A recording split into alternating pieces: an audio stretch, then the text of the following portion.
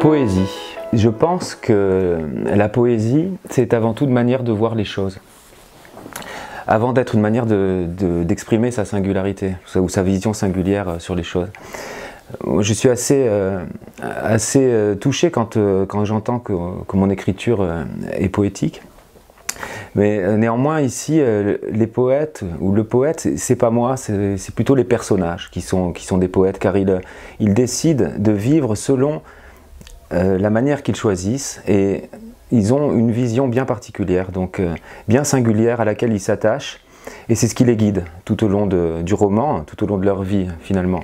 Quand on peut voir une simple plante, une simple fleur, Pablo, lui, donc le personnage principal, il y voit une confidente. Quand on peut n'y voir que la maladie de Maïsan, l'autre personnage principal, elle et eux, Pablo et Maïsan, ils y voient un roi, le méchant d'un conte. Et c'est donc ce qui les guide. Et donc c'est pour ça que je pense que ce sont des poètes. Amour donc. Pablo et Maïsan, donc ce sont deux personnages qui s'aiment depuis l'enfance, qui sont amis depuis l'enfance et qui sont amoureux par la suite. Enfin du moins c'est ce qu'on pourrait dire d'eux. Alors que finalement, je crois que c'est la même chose. C'est-à-dire qu'ils soient amis ou amoureux, finalement, ils éprouvent les mêmes sentiments l'un pour l'autre. Et c'est ce qui les guide aussi. Je pense que l'amour et la mort sont les deux tendances, les deux tensions vers lesquelles on se dépatouille dans la vraie vie, toute notre vie, et qui sont les deux piliers aussi de la littérature. Donc ces personnages, comme nous dans la vie, comme quand on est personnage de notre propre histoire, on est guidé vers ces deux tensions en permanence.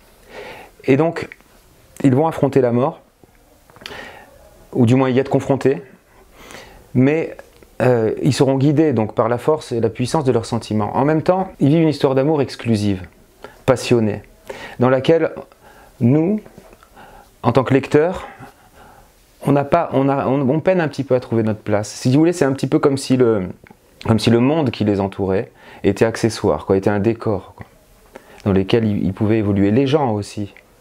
C'est ça, cet amour si singulier, c'est le leur, quoi. Narration. Narration justement parce que donc, quand on suit ce roman, il y a deux narrateurs, Pablo et Maïsan, qui prennent la parole tour à tour. Par leur point de vue, on suit l'évolution de leur histoire, depuis l'enfance jusqu'au temps zéro, c'est avec des retours en arrière. Et c'est donc deux narrations de la première personne, c'est donc deux narrations subjectives. Et Pablo, lui, s'adresse à une fleur. Maïsan, elle, s'adresse à Pablo. Donc si vous voulez, en tant que lecteur, on rentre dans leur intimité en regardant par le petit trou de la serrure. On n'y pénètre pas franchement. Ils ne s'adressent pas à nous. Ils ne racontent pas leur histoire à quelqu'un d'autre qu'à ceux qui sont proches d'eux.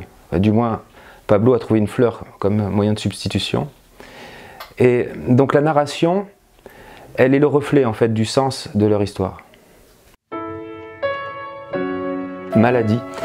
Maladie, c'est l'obstacle, c'est l'opposant. Ici, le couple, il ne tombe pas sur un méchant ordinaire, il tombe sur le mal absurde, implacable, qui arrive sans raison. Et c'est donc la maladie de Maïsan. Ils vont y être confrontés tous les deux, ils vont l'affronter tous les deux. Je voulais parler de la maladie à hauteur d'enfant, et pas comme un adulte. Écriture. En tant qu'auteur, au fil de la rédaction de ce roman, je me suis quand même posé pas mal de questions sur ma légitimité.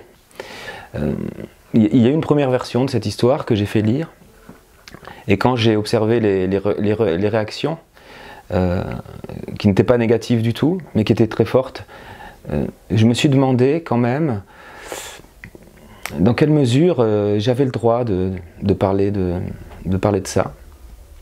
Je me suis demandé quel était le rôle d'un écrivain.